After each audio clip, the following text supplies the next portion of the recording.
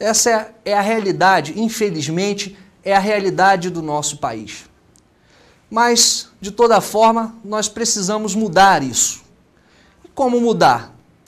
Não é da minha vontade, da sua vontade, né, que as coisas vão mudar, mas através da nossa ação. Porque, por omissão ou por ação, todos nós somos responsáveis. E é melhor que nós tenhamos uma ação transformadora, uma ação efetiva, do que ficar esperando que outros venham a fazer a mudança por nós. Por isso que esse dispositivo que nós temos agora de fazer a formação política, né, justamente para que a gente possa levar a formação política, para que a gente possa preparar a nossa militância para a ação. Como eu ressaltei bastante na semana passada, na apresentação da Universidade Aberta, nós precisamos ação. Então, por isso que nós vamos nos capacitar para isso.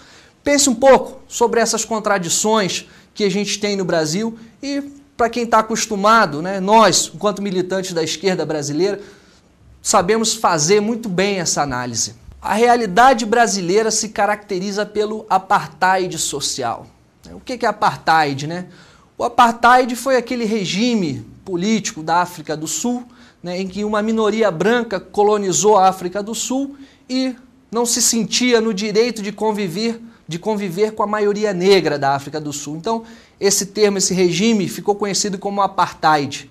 Mas, enquanto cores de pele, né, isso aconteceu na África do Sul. No nosso país é diferente. Acontece enquanto aqueles que têm acesso aos bens de consumo, que têm acesso, né, ao capital, e aqueles que não têm nada, aqueles despossuídos. Uma pessoa certa vez me falou muito bem que o nosso país ele é dividido entre cidadãos que são plenos de direitos, têm deveres, né, gozam, né, das benesses do Estado, e do outro lado a grande maioria são habitantes do nosso país, meros habitantes. Não tem direito a uma educação de qualidade, não tem direito à segurança, não tem direito à saúde pública, entre outras coisas que o Estado por si deveria fornecer ao povo brasileiro. E é justamente o objetivo do Estado, o bem coletivo, o bem comum. E que não funciona, funciona para uma pequena parcela da nossa população. Somos mais de 186 milhões, né, de brasileiros e, no entanto, apenas 20 milhões, né, podem ser considerados aí enquanto cidadãos plenos de direito que podem usufruir daquilo que é necessário para uma boa sobrevivência. E, do outro lado, mais de 160 milhões de brasileiros acabam vivendo em condições, né, muito precárias e, muitas vezes, em torno de 50 milhões de brasileiros vivem em condições completamente indignas.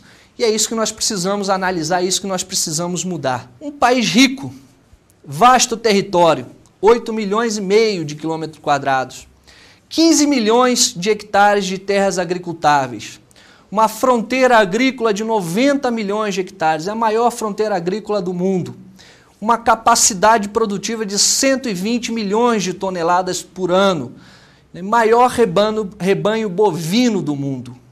Então, com todas essas condições, vejam bem, 120 milhões de toneladas de grãos, né, capacidade produtiva do Brasil, daria para alimentar 600 milhões de bocas. E, no entanto, dos 180 milhões de brasileiros, grande parcela, 30 a 40 milhões, passam fome diariamente.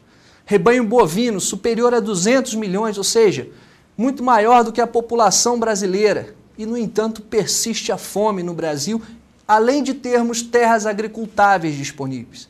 Então, somos um país extremamente rico, que tem condições de bem servir a sua população, de dar condições para que a população, seus cidadãos, as pessoas que dele fazem parte, vivam dignamente. E, no entanto, isso não acontece. Temos aqui também destaque de outras riquezas, né? A Amazônia, o Cerrado, a Caatinga, a Mata Atlântica, 186 milhões de habitantes falando a mesma língua, isso é muito importante. Maior parque industrial da América Latina, matrizes energéticas diversificadas, minérios. Ou seja, todas as condições necessárias para que tenhamos uma boa convivência, para que tenhamos vida digna, confortável para toda a população do nosso país, existe. E, no entanto, não é isso que a gente tem observado, né, ao longo da história do Brasil, com pequenos intervalos, mas né, por exemplo, da Revolução de 30 com Getúlio Vargas, que buscou mudar, né, a cara, o perfil desse nosso país, mas, no entanto, não teve um êxito que resgatasse toda a população brasileira, infelizmente. Mas, no geral, né, esse país sempre foi governado para poucos, governado por poucos e para poucos, né? Sempre uma elite detentora, né, dos poderes do Estado e se abastando pelo Estado, que todos nós ajudamos a sustentar, né, por via de impostos, né, diretos e indiretos, que é a fonte de financiamento do Estado brasileiro. E, no entanto, aí, tanta riqueza, tanta condição, né, para que a gente dê um salto, dê uma alavancada nessa nossa existência aqui enquanto brasileiro, e o que a gente percebe é justamente ao contrário. Mazelas do Brasil. Fome, pobreza, 50 milhões vivem na miséria nesse país. Miséria caracterizando como aquele que tem menos de $1 para consumir, né, $1 disponível por dia. Analfabetismo, cerca de 13% da população, né, é analfabeta no nosso país, e temos um grave problema, né, que é o analfabetismo funcional. São aquelas pessoas que sabem até juntar as letras, mas não conseguem entender uma frase inteira. Então temos 13 milhões, né, de analfabetos no Brasil, que eles não conseguem sequer ler, entender o que está escrito, e, no entanto, outro tanto, né, que não é computado, né, de analfabetos funcionais, que leem as informações, mas conseguem juntar as letras, mas não conseguem interpretar as informações contidas nela. Então, isso é um grave problema. Então, principalmente, isso está localizado na juventude brasileira, que o declínio da qualidade da educação, desse declínio drástico da qualidade da educação no nosso país, vem produzindo hoje centenas e centenas de analfabetos funcionais. Ou seja, há o desperdício de dinheiro, né, para uso na educação, que deveria formar as pessoas para que elas aprendessem, para que elas pudessem melhor conviver, e, no entanto, acaba não cumprindo a sua função a escola. Ou seja, pouco dinheiro que é empregado, e esse dinheiro, além de tudo, é mal empregado. Então é importante a gente atentar para isso. A educação pública, como eu estava dizendo, a saúde pública, a segurança pública, o desemprego e a corrupção. Quero atentar para esse ponto do desemprego. Há algum tempo atrás, né, se buscava o pleno emprego. Nos países do mundo inteiro se discutia a questão do pleno emprego. Hoje, infelizmente, os economicistas acham que uma taxa de 10% de desemprego, de 8% a 10% de desemprego, é o suficiente, é uma taxa boa que dá para ser administrada. E, no entanto, esse desemprego é gerador de inúmeras mazelas sociais. O cidadão que não tem emprego, não tem a sua força produtiva aproveitada, ou quando tem de forma subaproveitada, ele não tem condições de propiciar uma vida melhor para ele mesmo e para a família dele. Então, o filho, né, dessa pessoa, por exemplo, pode ter um casal de filhos, pode ter mais filhos, né, que vê no pai aquela referência, né, que é normal, naturalmente aceitável, né, tem o pai como uma referência, um pai desempregado, mora num ambiente ruim, né, moradias insalubres, né, infelizmente nas periferias, nas favelas, né, vê o pai, né, desse jeito, ou a mãe também desempregada, né, e vê a marginalidade, né, então a sua expectativa de vida acaba sendo a do crime, acaba sendo, né, de praticar coisas que não são para o bem da sociedade, e sim para poder sobreviver da melhor forma possível, não cria referência. O desemprego estraga uma sociedade, ela desestimula o sujeito ao trabalho, à produção, a crescer junto com a sociedade, desestimula um país. Então é muito importante que a gente tenha pleno emprego. Isso é possível, isso é viável, ter pleno emprego no país. E essa discussão, né, que esses economicistas aí, né, os economistas liberais, né, e neoliberais colocam, é que uma taxa de 10%, né, é suficiente. Isso está errado. Nós precisamos buscar, precisamos perseguir o pleno emprego. Isso é muito importante e é um dos objetivos do nosso partido, tem que ser sempre esse objetivo. Outra questão que eu quero salientar aqui também é a questão da corrupção. A corrupção, ela não está focada só na questão, né, do roubo do dinheiro público. A corrupção ela se dá em vários níveis. As privatizações, por exemplo, que foram feitas no nosso país, foi um ato mais extremo de corrupção, que alijou, né, que roubou do povo brasileiro o seu patrimônio e entregou às mãos, né, maior parte do capital internacional, riquezas do nosso país. Você tem uma noção, a Vale do Rio Doce, que foi privatizada pela ninharia um pouco superior, se não me falha a memória, a 2,5 bilhões, hoje dá lucros esplendorosos, né, de 10 a 12 bilhões, né, de dólares ao ano. Então, não é porque era uma empresa ineficiente, ela tinha toda uma infraestrutura, tinha todo, né, uma logística fenomenal, desenvolvida com tecnologia nacional. No entanto, o que essas pessoas que assumiram o controle dessa empresa fizeram? Começaram a extrair de forma a não se importar com o futuro do país, começaram a extrair minério e vender no mercado internacional, porque assim o preço estava em alta e assim lucrariam da melhor forma. Então, uma empresa estratégica, como a Vale do Rio Doce, né, sofreu esse processo de corrupção.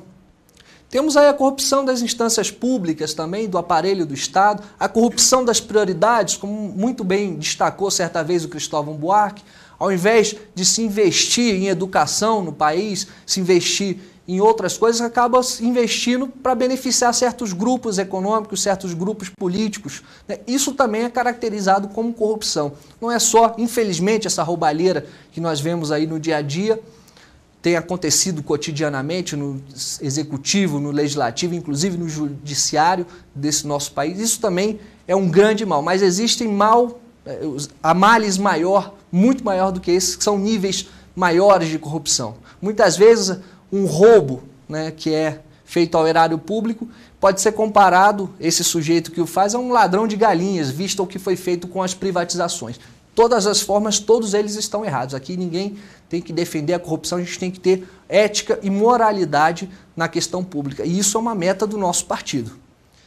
Bem, como transformar essa situação? Não conquistaremos o Brasil que necessitamos sem que participemos politicamente na organização e mobilização da luta pelos nossos anseios e reivindicações. Bem, gente, não dá para a gente ficar de braços cruzados esperando que as coisas aconteçam. É a nossa ação política que vai transformar a situação. Não podemos esperar a boa vontade alheia, a boa vontade de terceiros. Não tem como esperar que um governante vá fazer pelo país tudo aquilo que nós achamos que é necessário. É um pensamento meio que cristalizado na população brasileira. Agora eu estava vindo aqui para os estúdios, estava conversando, né, com o motorista de táxi que nos trouxe até aqui, e, né, um senhor com aparentemente cerca de uns 60, 70 anos de idade, nos dizendo justamente esse senso comum, né, de que um grande governante, alguém vai fazer alguma coisa pelo país. E ficar esperando, cansa. Então, é a nossa organização, é a nossa militância política, bem feita, bem organizada, é que vai transformar a situação, ok? Justamente isso que eu estava falando. A mudança de que necessitamos passa pela participação política consciente de cada pessoa indignada com esta situação. Você veja bem, pessoa indignada. Hoje o brasileiro, por si, ele é indignado. Agora, ele não precisa necessariamente ser um militante do PDT para fazer uma mudança. Nós temos que atingir essas pessoas. Aí é que está a nossa formação, aí é que está a nossa ação política. E essas pessoas não é um conceito genérico, não é um conceito vago, não. Pode ser o seu vizinho. As pessoas da sua casa, que não são do partido, podem ser pessoas do seu convívio no trabalho, na escola, um professor, ou qualquer outro, na fila do banco. Qualquer lugar você encontra as pessoas indignadas. E o papel do militante esclarecido é justamente esse. Conversar com essas pessoas, ajudar elas a fortalecerem suas convicções, mas pensar de forma adequada. Estruturar o seu raciocínio, enxergar o que verdadeiramente é o mal que lhe causa. Então, às vezes, as pessoas veem de forma muito restrita. Às vezes, as pessoas não percebem que o mal maior que está ali causando não é o problema localizado no seu município.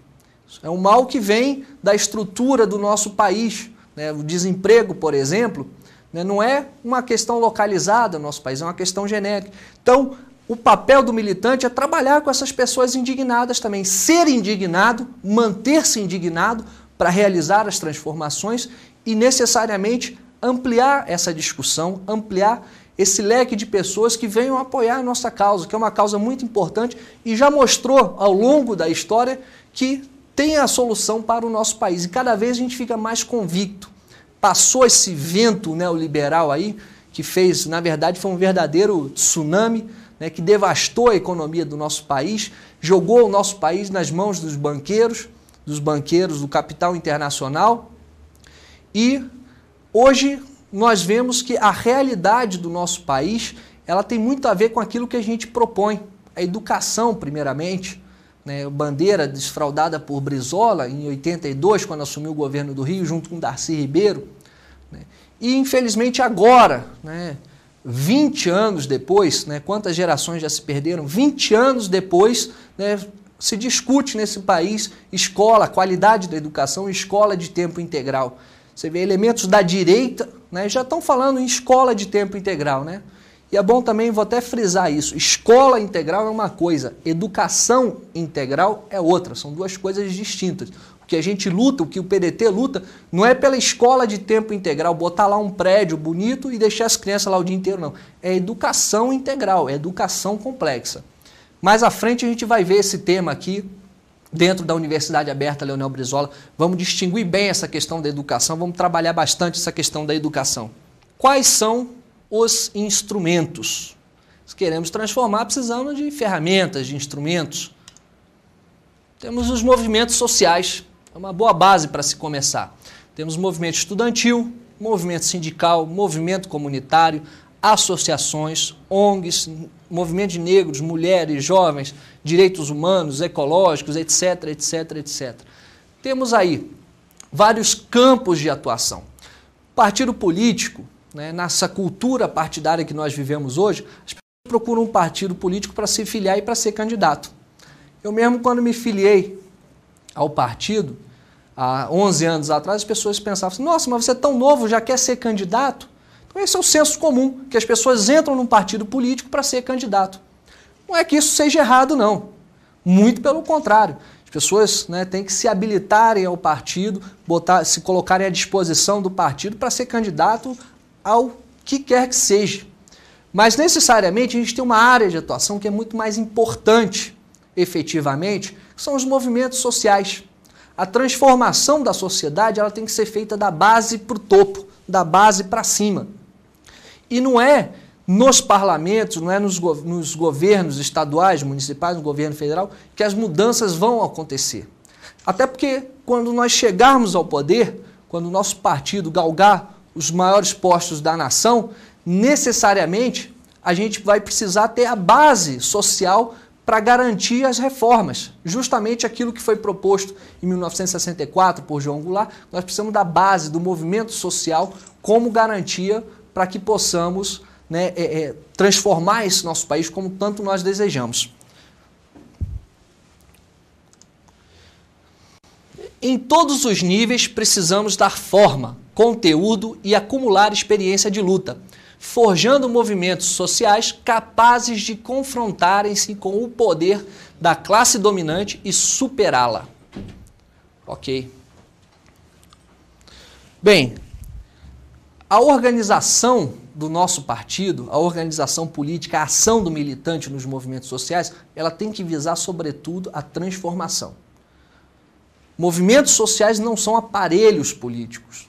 Não adianta ficar disputando, né, os aparelhos dos movimentos sociais. Nós precisamos, sim, disputar as mudanças. Por isso que o nosso militante tem que estar engajado nos movimentos sociais, principalmente nos movimentos sociais. Para quê? Para mudar, para levar as propostas que o partido defende, levar a nossa coerência, a nossa linha programática. É uma área de atuação riquíssima, importantíssima para o nosso partido, né, para que nossos militantes também se desenvolvam politicamente. Então é de extrema importância a ação política, a ação militante, né, nos movimentos sociais, de forma bem organizada, de forma estruturada e principalmente com muita coerência. Esse negócio de aparelhismo dos movimentos sociais, nós bem vemos o que tem acontecido com grandes entidades nacionais, grandes sindicatos, o que tem acontecido no nosso país inteiro. Então é importante estarmos atentos para isso. O movimento social é um local de ação política.